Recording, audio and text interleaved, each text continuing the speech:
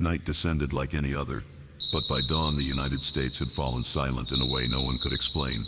Streetlights still glowed, but the quiet carried a strange weight, an absence more felt than heard. At 5 o'clock in the morning, a single trucker rolling across the Great Plains noticed his dashboard navigation frozen. Moments later, a pilot preparing for takeoff in Atlanta watched the flight control screen blink to black. Across thousands of miles, a hidden cord snapped at once. The internet was gone. In living rooms and apartments, alarms on smart speakers failed to ring. Coffee makers that relied on Wi-Fi scheduling never brewed. Phones displayed a mocking message, "Cannot connect," while blinking dots spun endlessly.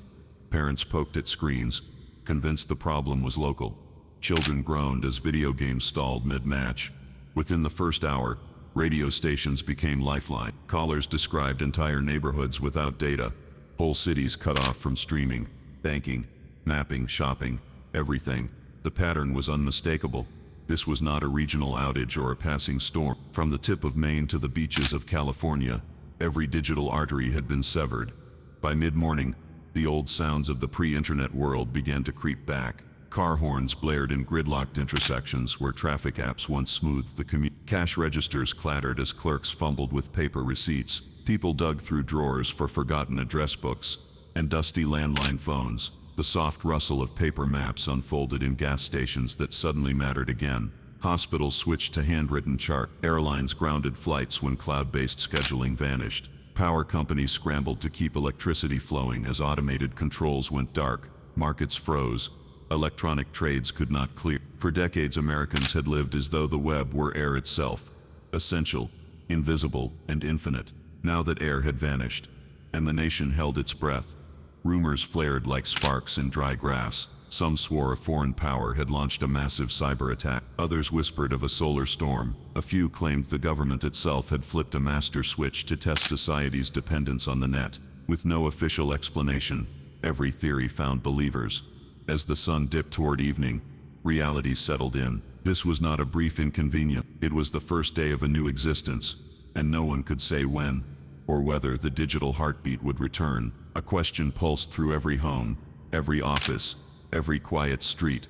How does a modern country endure an entire month cut off from the very network that defined its life? The second day dawned, with a strange, almost old-fashioned calm. Without the constant ping of notifications, mornings stretched wider, yet beneath the quiet tension thickened. Gas stations posted hand-painted signs reading cash only, and long lines curled around city block. Banks, unable to access cloud records, limited withdrawals to whatever paper currency remained in their vaults.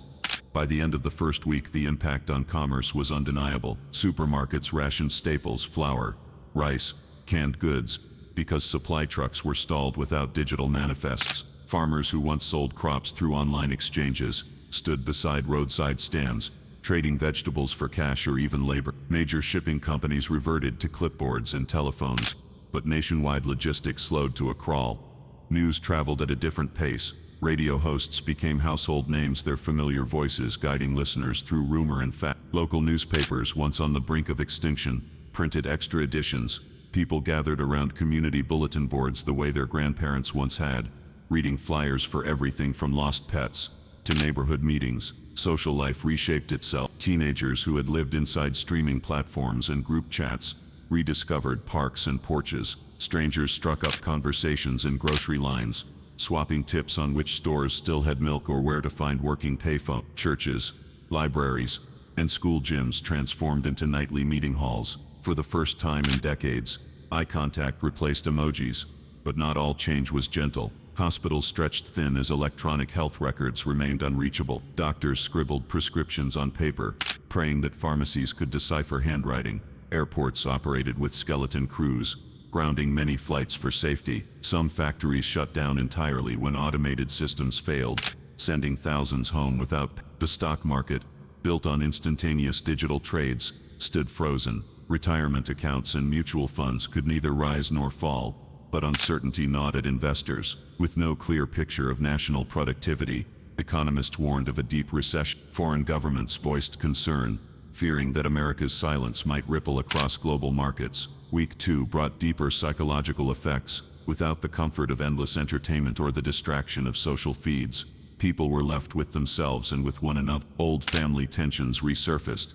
Couples confronted conversations long postponed, yet unexpected creativity bloomed. Musicians played acoustic sets on street corners. Writers filled notebooks. Children invented games using chalk and imagination rather than screen. Through it all, a single question haunted every conversation.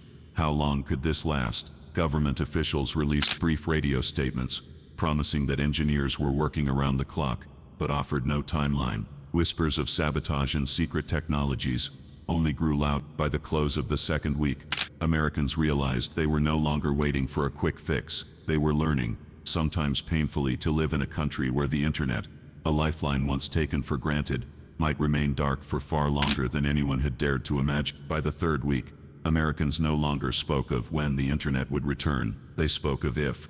What had begun as panic had settled into a new rhythm, equal parts uneasy and strangely peaceful. Communities deepened the habits they had rebuilt from scratch. Neighborhood councils met twice each week in school gyms, voting by a simple show of hands. Local radio stations printed small booklets of schedules and emergency contacts, delivered door to door by volunteers. Farmers' markets became the backbone of food supply, with barter systems, bushels of apples for fresh bread, an afternoon of carpentry for a sack of rice, replacing the absent credit card swipe.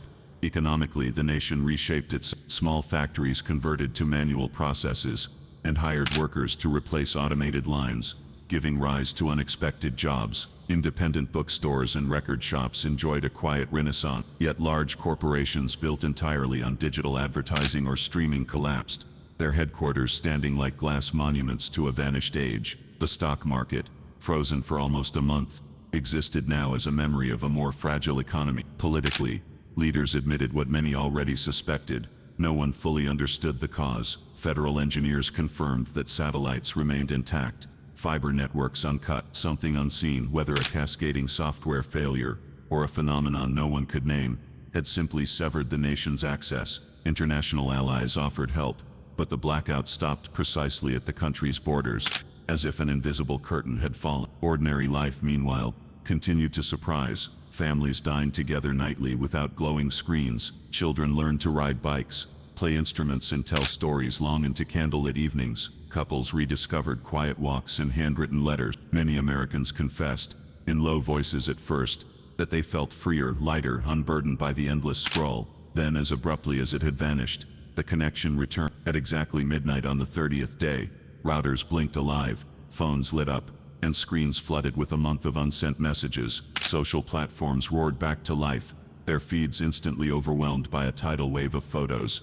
updates, and disbelief. But the world that greeted the restored signal was not the same. Millions logged in only briefly, curious but hesitant, as if testing a former addiction. Some accounts remained dark by choice. Neighborhood meetings continued, radio audiences stayed loyal, and families kept their evening ritual. Many discovered they no longer wished to surrender every waking moment to a digital pulse. No official explanation ever emerged. Some blamed a hidden cyber war, others a cosmic event. A few whispered that the network itself had simply decided to wreck. Whatever the cause, the lesson endured. The internet, once treated like air or water, was not a guarantee. It was a tool, powerful, fragile, and, as America learned over those 30 silent days, entirely optional for the deepest forms of human connection.